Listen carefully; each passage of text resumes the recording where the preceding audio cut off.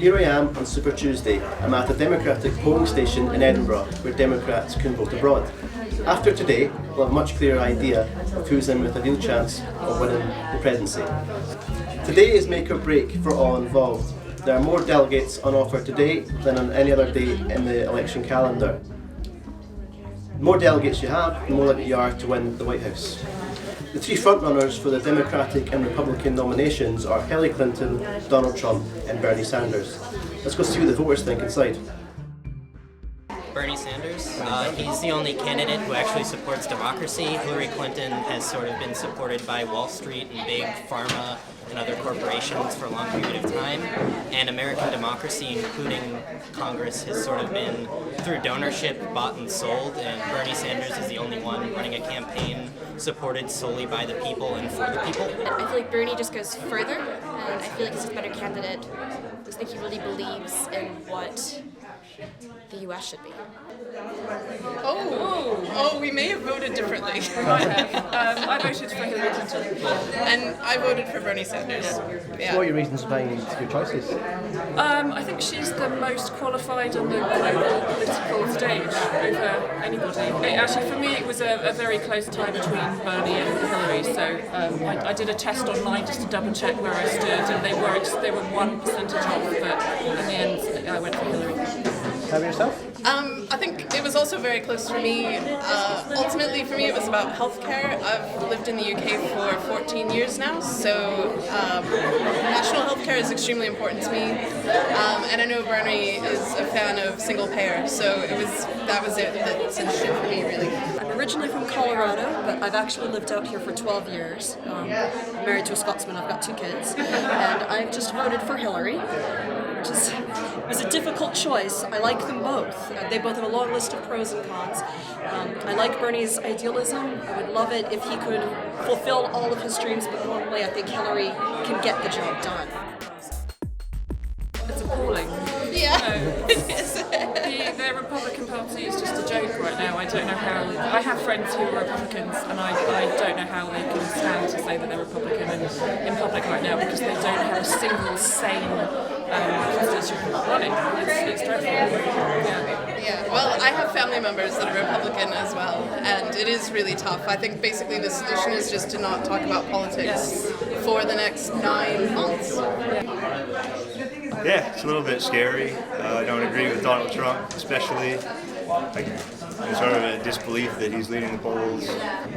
Donald Trump is sort of like a Mussolini breed fascist who is running on sort of the same general trend of disliking the political establishment as Bernie Sanders, except he uses racism and discrimination as the target of what is wrong with America. Well, he uses other races as what is wrong with America, whereas Bernie Sanders focuses on the issues of big money and corrupt capitalism.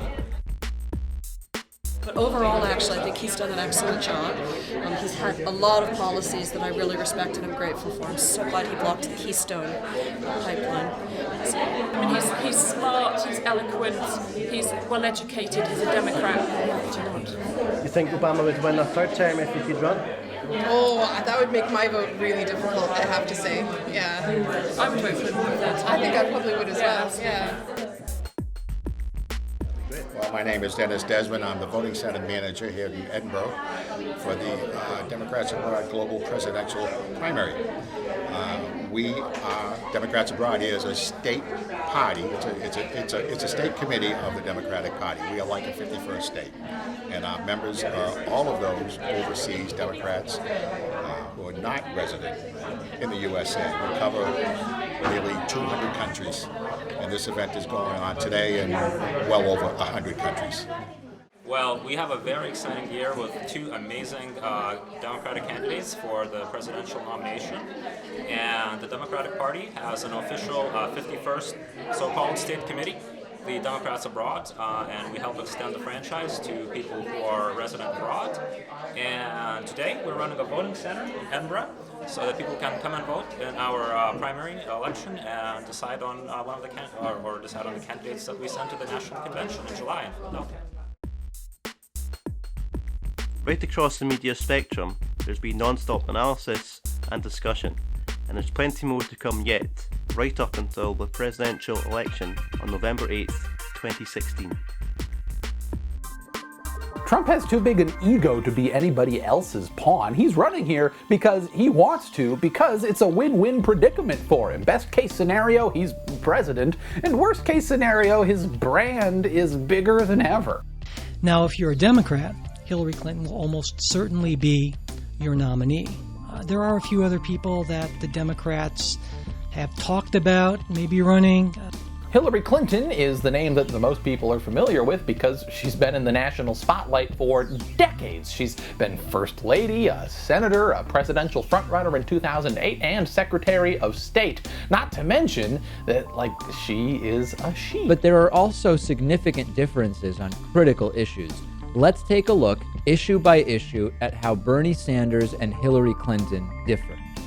Bernie Sanders describes himself as a democratic socialist, which, as should be clear by now, does not mean that he wants a government takeover of private industry or anything similar. It means, as he puts it, that the U.S. is currently not providing enough basic resources.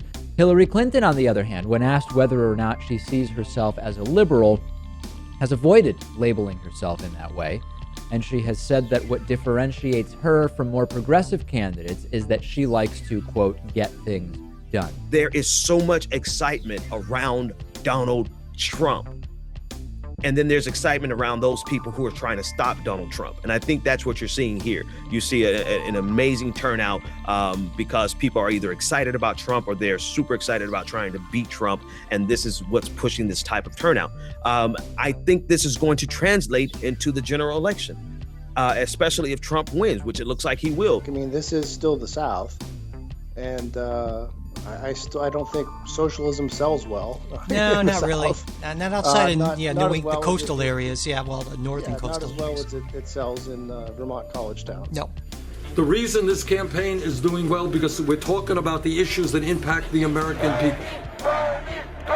Say remain calm. It's gonna be fine, Donald All Trump. is well. Yeah, I mean, I'm sure if you look at the prediction markets, which I've stopped doing because they're completely useless, I think Donald Trump, a lot of people seem to think he's the inevitable candidate. Still, I don't think that there's much of a shot of Bernie Sanders overtaking Hillary Clinton because things start to get really tough for Bernie going forward. I think there's probably Hillary fatigue with the Democrats. There's probably concern over the various scandals. On policy, Hillary Clinton is going to wipe the floor with Donald Trump. There is no doubt that she is going to show how totally unqualified, inexperienced, and clueless he is about so many issues. But as we know, style over substance is often really important. Now, the other... Going into Super Tuesday, it is Donald Trump and Hillary Clinton who are the standout candidates so far.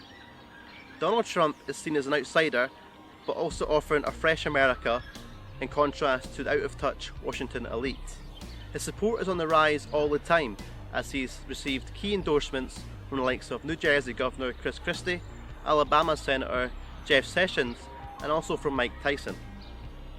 As his rivals such as Marco Rubio and Ted Cruz lag way behind, Trump is seen as the favourite for the Republican nomination, in which he would be the party's choice to be the next president of the United States.